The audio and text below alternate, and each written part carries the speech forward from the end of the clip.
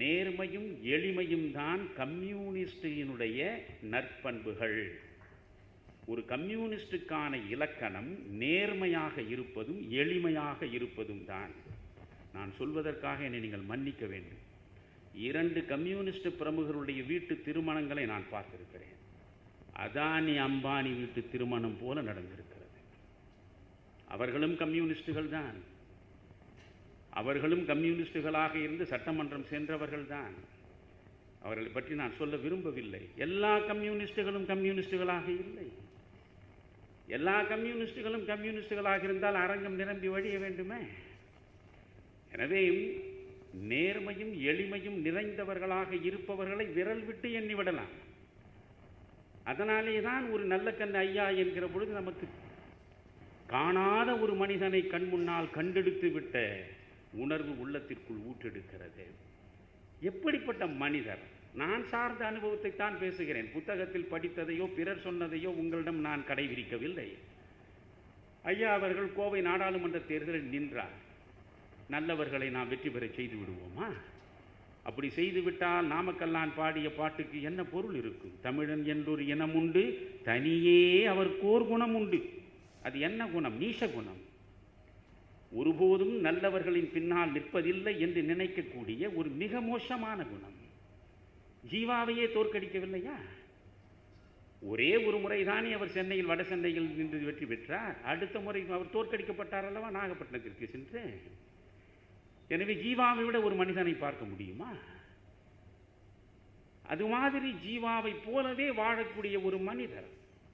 ஜீவாவை எவனாவது காணவில்லை என்றால் அந்த ஜீவாவின் வடிவத்தை, அந்த ஜீவாவின் வாழ்க்கையை இன்றைக்கு கண் முன்னாலேயே நம்மிடம் வாழ்ந்து காட்டிக் கொண்டிருக்கிற மனிதர் நல்ல கண்ணையா கோவை நாடாளுமன்ற தேர்தலில் நின்றார். வென்றாரா? தோற்று போனார். அதற்கு பிறகு அங்கே இருக்கக்கூடிய அரிமா சங்கத்தில் நான் சென்று பேசினேன்.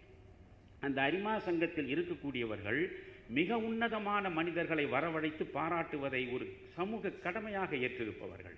நான் சொன்னேன், நீங்கள் மிகப்பெரிய மனிதர்களை எல்லாம் பாராட்டுவதாக சொல்கிறீர்களே, நம்முடைய வாழ்காலத்தில் ஒரு அதிசயமாக வலம் வந்து கொண்டிருக்கிற ஒரு மனிதருக்கு இதுவரையில் நீங்கள் பாராட்டு நடத்தியிருக்கிறீர்களா? யார் என்று கேட்டார். அவர் உங்கள் தொகுதியிலேயே நின்றார், ஆனால் அவரை தோற்கடித்து விட்டீர்கள். என்னையா சொல்கிறேன்? நல்ல கண்ண ஐயாவையா சொல்கிறேன்? ஆமாம். அவர் வருவாரா? அவர் ஒரு கம்யூனிஸ்ட். நாங்கள் எல்லாம் ஓரளவு வசதி உள்ளவர்கள். லயன்ஸ் கிளப், அரிமா சங்கம், நாங்கள் அழைத்தால் வருவாரா? அவரை வரவழைப்பது என்னுடைய பொறுப்பு. நீங்கள் அவருக்கு உரிய மரியாதை கொடுத்து நடத்துவீர்களா? காத்திருக்கிறோம் என்றார்கள். நான் ஐயாவை தொடர்பு கொண்டு, ஐயா, இந்த கோவை அரிமா சங்கத்தில் நீங்கள் வந்து பேச வேண்டும் என்றேன். அரிமா சங்கமா? நமக்கும் அதற்கும் சம்பந்தமே கிடையாது மணியன், என்னால் ஒருபோதும் வர முடியாது என்று எடுத்த உடனே மறுத்தார். நான் சொன்னேன், ஐயா, நீங்கள் ஏழைக்கும் பாழைக்கும் அனாதைக்கும் அகதிக்கும் நடுவிலே நின்று கம்யூனிசம் பேசுவதனால் என்ன பயன்? செல்வச் செழிப்பில் மிதக்கக்கூடிய மனிதர்களுக்கு நடுவே நீங்கள் நின்று கம்யூனிசம் பேச வேண்டும். இந்த ஏழையையும் இந்த பாழையையும் இந்த அனாதையையும் இந்த அகதியையும் அவன் சிந்தித்து சிந்தித்து இவர்கள் மீது இரக்கம் கொள்ளுகிறார் போல் நீங்கள் அவர்கள் நடுவில் பேச வேண்டும். அதுதான் ஒரு கம்யூனிஸ்ட் செய்ய வேண்டிய மிக முக்கியமான கடமை என்று நான் கருதுகிறேன். உங்கள் பெருமை பேசுவதற்காக நீங்கள் வர வேண்டாம். கம்யூனிசத்தை பேசுங்கள், அவர்களிடம் பேசுங்கள் என்று சொன்னேன். பிறகு அவர் இசைந்தார். நான் வருகிறேன் என்று சொன்னார். நான் அந்த லயன்ஸ் கிளப்பில் சொன்னேன், எனக்கும் அவருக்கும் சேர்ந்து செகண்ட் ஏசி, 2வது ஏசி, அதில் இருவருக்கும் 2 படுக்கையை பதிவு செய்து கொடுத்திருந்தான். இவர் ஒரு பையை எடுத்துக்கொண்டு, நான் இவருக்காக அந்த நீலகிரி எக்ஸ்பிரஸ் அந்த கம்பார்ட்மெண்ட் இருக்கக்கூடிய இடத்தில் நான் நின்று கொண்டிருக்கிறேன். இவர் தன் மெல்ல வருகிறார். இவரோடு ஒருவர் வந்தார். பரவாயில்லையே, ஐயாவோடு துணையாக கூட ஒருவர் வருகிறாரே என்று நான் மகிழ்ச்சியோடு ஐயா வரவழைத்து, ஐயாவோடு நீங்கள் வந்தீர்களா என்றேன். அவர் சொன்னார், இல்லை இல்லை, நான் ஊருக்கு போகிறேன், வழியில் ஐயாவை பார்த்தேன், ஐயாவோடு வருகிறேன் என்றார். இன்றைய அரசியல்வாதிகளை மனதில் வைத்துக்கொண்டு இவரை யோசியுங்கள். அவர் தனியாக வந்தார், ஒரு பெட்டியை எடுத்துக்கொண்டு. பிறகு ஏசி அறையை பார்த்தேன். நான் இதில் ஏற மாட்டேன். நான் இதுவரையில் ஏசி வசதி உள்ள படுக்கை பெட்டிகள் நான் ஏறியதே கிடையாது, தயவுசெய்து என்னை விட்டு விடுங்கள். ஐயா, உங்களுக்கு இனி எப்படி விடுவது? இனிமேல் உங்களை நான் ஏசியிலெல்லாம் கொண்டு போவதற்கு டிக்கெட் வாங்க முடியாது, நீங்கள் இதில் தான் படுத்தாக வேண்டும் என்றேன். மிகவும் வற்புறுத்தி அவரை அழைத்து அதில் படுக்க வைத்தேன். ஏதோ நரகத்தில் ஒரு இரவு முழுவதும் இருந்ததைப் போல அவர் அதை அனுபவித்ததை நான் நேரடியாக பார்த்தேன். காந்தியை படித்தவன் நான், காமராஜரை பார்த்தவன் நான். ஆனால் இன்றைய மண்ணில் அந்த காந்தியும் காமராஜரும் சேர்ந்து செய்த கலவையாக என் கண் முன்னால் இருக்கிற ஒரே மனிதன் வியந்து போனேன். இப்படிப்பட்ட இவர்கள் தான் எனக்கு ரோல் மாடல்கள். நான் சத்தியமிட்டு சொல்லுவேன், எந்த சமூக வீதியிலும் உரத்த குரலில், இந்த பொது வாழ்வில், இந்த 50 ஆண்டுகளுக்கு மேற்பட்ட என்னுடைய வாழ்வில் ஒரு செப்பு காசை கூட அறத்திற்கு புறம்பாக பெற்று வாழக்கூடிய இழிந்த வாழ்வை நான் என்றைக்கும் வாழ்ந்தது கிடையாது. அதற்கு காரணம், நான் காந்தியத்தை என் கல்லூரியிலேயே படித்தேன், காமராஜரை என் கண் முன்னாலே பார்த்தேன். மண்ணுக்காகவே சகலத்தையும் அர்ப்பணித்து விட்ட மகத்தான மனிதர்களின் வரலாற்றை தேடி தேடி தேடி படித்தேன். வாழ்ந்தால் அவர்களைப் போல் வாழ வேண்டும் என்பதை என் வாழ்க்கை தவமாக நெஞ்சுக்குள் நேர்ந்து கொண்டேன். அப்படிப்பட்ட மனிதர்களில் கடைசியாக என் கண் முன்னாலே காட்சி தருபவர் இவர் என்கிற காரணத்தினாலேதான் காந்திய சகாப்தத்தின் கடைசி கருணை நம்முடைய ஐயா நல்லக்கண்ணு அவர்கள் என்று சொன்னார். பிறகு இவரை அழைத்து கொண்டு சென்றேன். ஐயா, நமக்கு அன்னபூர்ணாவில் இருவருக்கும் அறை ஒதுக்கி இருக்கிறார்கள், அங்கே போகலாம். வந்தது வரை சரி, எனக்கு கம்யூனிஸ்ட் அலுவலகம் இருக்கிறது, நான் எங்கு வந்தாலும் கட்சி அலுவலகத்திலே தான் தங்குவேன், நிகழ்ச்சிக்கு உரிய நேரத்தில் வந்து விடுகிறேன் என்று சொன்னார். பிறகு நிகழ்ச்சிக்கு நேரே வந்தார். நண்பர்களே, நான் பொதுவாக அன்பு, மனித வாழ்க்கையில் உயர் பண்புகள் இவற்றை பற்றியெல்லாம் இது போன்ற அரிமா சங்கங்களில் விளக்கமாக பேசுவேன். ஐயா, நீங்கள் என்ன பேசப் போகிறீர்கள் என்றார்கள். நான் ஐயாவை பற்றி பேசப் போகிறேன் என்றேன். ஒரு 40 நிமிடம் ஐயா யார் என்பதை பேசினேன். உருகி போனார்கள். அதற்கு பிறகு ஐயா அவர்கள் இந்த இயற்கை சூழல் இன்றைய சமூக நிலையில் எப்படி மாசுபட்டு கிடக்கிறது என்பது குறித்து அற்புதமான ஒரு உரையை நிகழ்த்தினார்கள். அப்படி அவர் உரை நிகழ்த்திய பிறகு, நீங்கள் இன்றைக்கும் இதை பேசுகிற பொழுதே என் கண் முன்னால் அந்த காட்சி அப்படியே நிழலாடுகிறது. அத்தனை பேரும் பெருங்கோடீஸ்வரர்கள். ஒவ்வொருவனாக வந்தார். ஐயாவின் காலில் ஒவ்வொருவனும் விழுந்து விழுந்து எழுந்தான், விழுந்து விழுந்து எழுந்தான். இப்படிப்பட்ட மனிதர்களுடைய பெருமை தெரியாமல் நாங்கள் வாக்களிக்கவில்லையே. அதனால் ஒன்று புரிகிறது, இது பூக்கடைக்கும் விளம்பரத்தை வைத்து விளம்பர பலகையை மாட்ட வேண்டிய ஒரு காலத்தில் நாம் வாழ்ந்து கொண்டிருக்கிறோம். நல்லக்கண்ணு ஐயா யார் என்பதை சொன்னால்தான் பல பேருக்கு தெரிகிறது. இதைவிட ஒரு சோகம் என்ன தெரியுமா? மதுரையிலிருந்து வந்த என்னுடைய நண்பன் மனம் உடைந்த நிலையில் இந்த கருத்தை சொன்னான். அண்ணே, நான் மதுரையிலிருந்து வந்தேன். அது சாதாரண படுக்கை வசதி கொண்ட S1, S2, S3 என்று இருக்கும் அல்லவா, ஏசி எல்லாம் இல்லாமல் சாதாரண சாமானியர்கள் படுப்பதற்கான கம்பார்ட்மெண்ட். ஐயா அவர்கள் படுத்து கொண்டிருக்கிறார். கீழே இருக்கிற லோயர் பர்த்தில் படுத்து கொண்டிருக்கிறார். எதிரே என்னுடைய நண்பன் அவன் படுத்து கொண்டிருக்கிறான். அவன் காலடியில் கொஞ்சம் இடம் கொடுங்கள் என்று கேட்டு ஒருவர் உட்கார்ந்து கொண்டார். உட்கார்ந்து கொண்டவர் என்ன செய்தார்?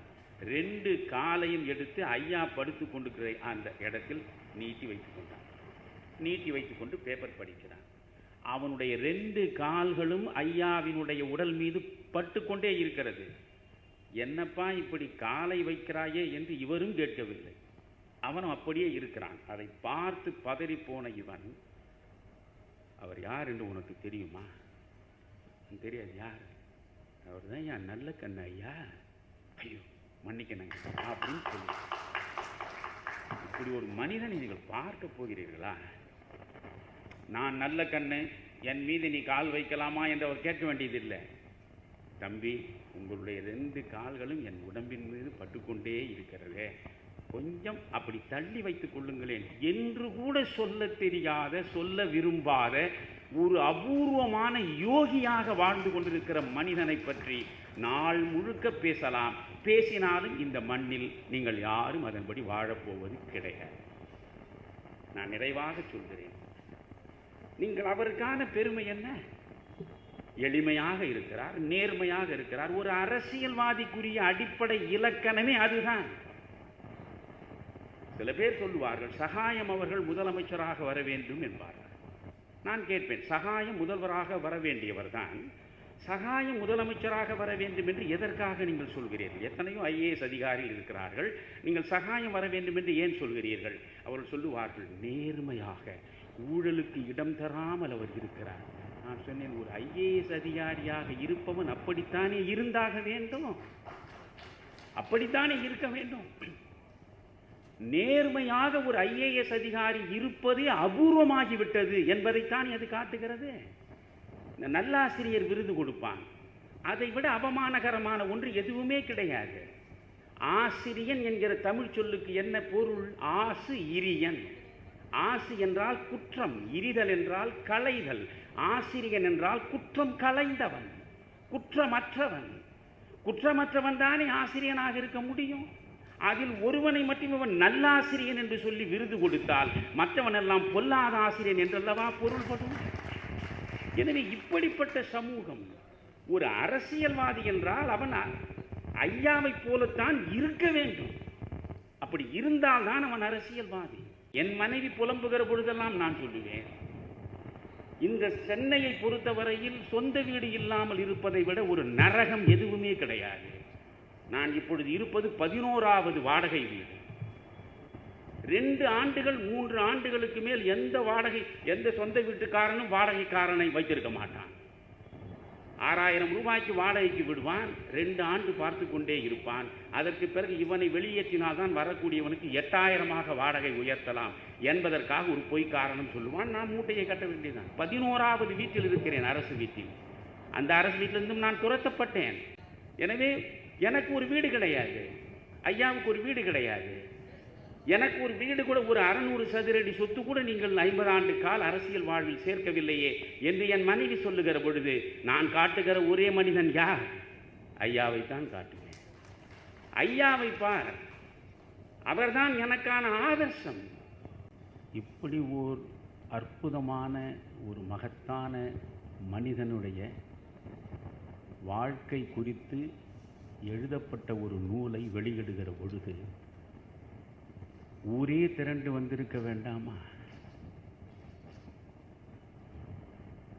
இந்திய கம்யூனிஸ்ட் கட்சியில் இருக்கக்கூடியவர்களும் மார்க்சிஸ்ட் கம்யூனிஸ்ட் கட்சியில் இருக்கக்கூடியவர்களும் இதை ஒரு மாபெரும் விழாவாக உருவாக்க வேண்டும் என்ற உணர்வோடு இந்த அரங்கத்திற்குள்ளே வந்து இந்த அரங்கம் ததும்பி வடியக்கூடிய ஒரு சூழலை உருவாக்கி இருக்க வேண்டாமா? இதுதான் தமிழர். அதனாலே தான் பாரதி சொன்னான், விதியே விதியே தமிழச் சாதியை என் செய்ய நினைத்தாய் எனக்குறையாயோ என்று. நல்லவர்களை போற்றுகின்ற உள்ளமே இல்லாதவன் தமிழன். எந்த நல்லவர்களை போற்றவும் தெரியாது, எந்த நன்மையை நோக்கி நடக்கவும் தெரியாது. தவறான மனிதர்களுக்கு பின்னால் செல்வதையே தங்கள் வாழ்வாக மேற்கொண்டிருக்கக்கூடிய மனிதர்களுக்கு நடுவே வாழ்வதை விட ஒரு மோசமான சாபம் உலகத்தில் எதுவுமே கிடையாது என்று பலகாலமாக நெஞ்சுக்குள் வருந்துபவன். 95 வயதான நிலையில் ஐயா அவர்களை இங்கே உட்கார வைத்து கொண்டு 3 மணி நேரம் அவரை வருத்துவது என்பது கூட எனக்கு மகிழ்ச்சியை தரவில்லை. நண்பர்களே, இந்த புத்தகத்தை நீங்கள் அத்தனை பேரும் வாசிக்க வேண்டும். நான் முழுமையாக இந்த புத்தகத்தை வாசித்தேன். என்னை பொறுத்தவரையில் அந்த புத்தகத்தில் உள்ள ஒரு செய்தியும் புதிய செய்தி அல்ல.